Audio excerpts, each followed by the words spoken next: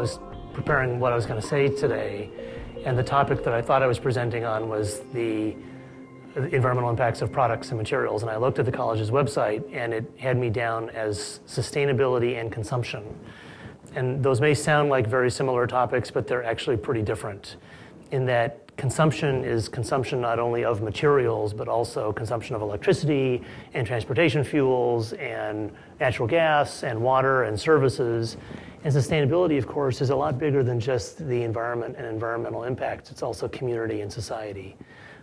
So we got that misunderstanding fixed. If you came here expecting that I was going to talk about something very broad like consumption and sustainability, I'm sorry to disappoint you. I'm not going to do that. I'm going to focus on products and their environmental impacts. I will start out by putting this issue of products and materials in a broader context of consumption.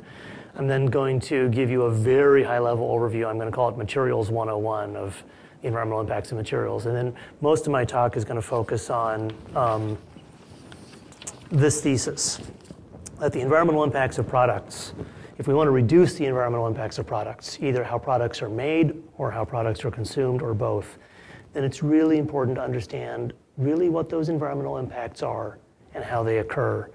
And this fundamental understanding allows us to better focus our efforts to achieve the greatest results and to do so in a more cost-effective manner.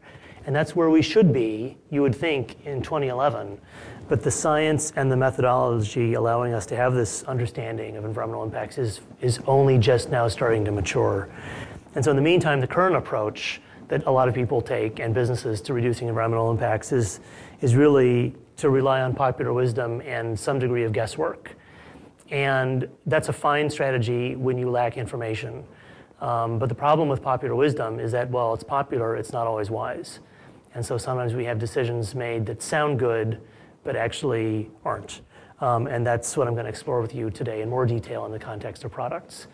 So here's what I wasn't planning on talking about today, consumption and the broader view. I wanted to introduce the concept of the ecological footprint, which is defined by this group called the Global Footprint Network as a measure of how much land and water a population requires to produce the resources it consumes and to absorb its wastes. So, the environment is really complicated, and the way in which we affect the environment, there's all sorts of different dimensions to it. There's global warming, there's acidification, there's toxics, there's resource depletion, there's eutrophication, there's all these different environmental impacts, and it can be hard to sort of boil it down into a single number. And that's what this group, the Global Footprint Network, tried to do, was to take all of the resource flows required to satisfy our consumption and the emissions resulting from these resource flows and production processes and convert them into a single number. And the number they chose to use is land. Actually, not land, but area. How much land and water a population requires to produce the resources and to absorb its wastes. And so if you can calculate this footprint, and admittedly it's an inexact science, but if you can calculate this footprint, basically how much land and water do each of us require, you can compare it to how much land and water is available, and that's biocapacity. How much land and ocean is available to produce resources and absorb wastes. So this may not be news to you, but this group, the Global Footprint Network, estimated in 2007 that global biocapacity was 1.8 global hectares per capita. That is, if you took all the land and all the water, the productive land and water and the earth, and divvied it up between all the people of the earth. You don't set any of it aside for non-human species. You say everything on this earth is going to be used to satisfy resource consumption and absorption of pollution by humans. You come up with about 1.8 global hectares per capita. And the problem is, the big problem, is that globally, on average, we're using about 2.7 global hectares per capita, or about 1.5 Earths. Well, of course, we're not using 1.5 Earths because we don't have 1.5 Earths. We only have one. So how does this work?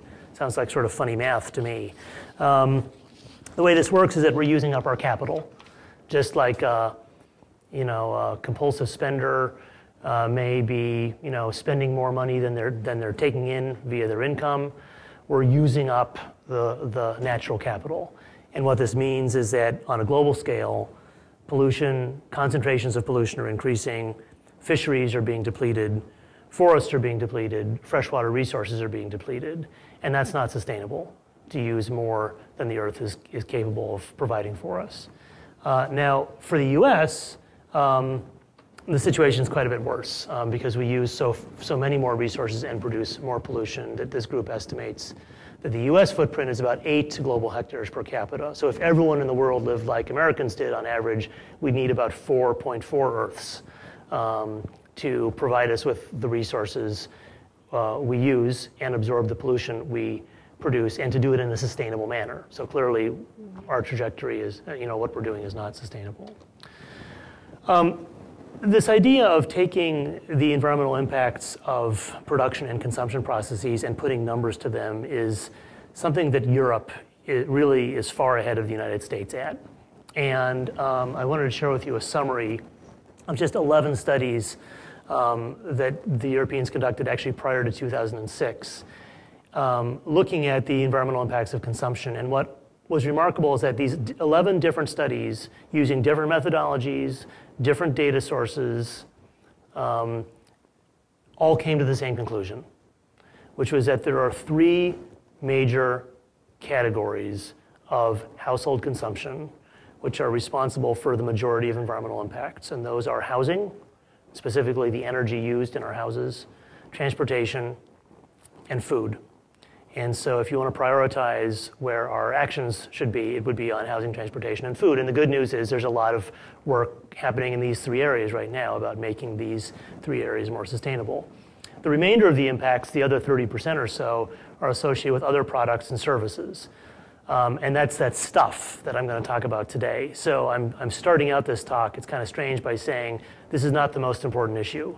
Housing, transportation, and food is the most important issue. And I'm going to tell you about the 4th most important one, which is about the stuff that we produce and the stuff that we use.